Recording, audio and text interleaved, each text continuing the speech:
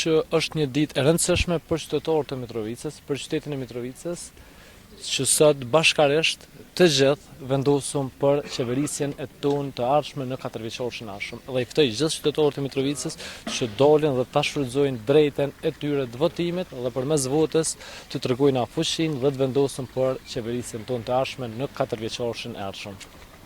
A keni ndonjë ankesë, a keni marrë ndonjë informacion që është duke u bërë ndonjë parregullsi në Mitrovicën e Jugut? Në bazë të informacioneve unë që i kam, sot çdo gjë është duke shku në bazë të rregullave dhe normave që duhet të jetë procesi i votimit, ndërsa mbrëm ka pas informacione se ka pas lëvizje të dyshimta të disa veturave, një numrit madh të veturave në qytetin e Mitrovicës me targa zero në pjesa dërmuese të tyre, mirë por organet kompetente kanë qenë të informuara e janë raportu dhe besoj se ato e kanë bërë punën e vet dhe janë duke bërë punën e vet në mënyrën më profesionale të mundshme. Faleminderit shumë zot Tahiri. Faleminderit edhe juve.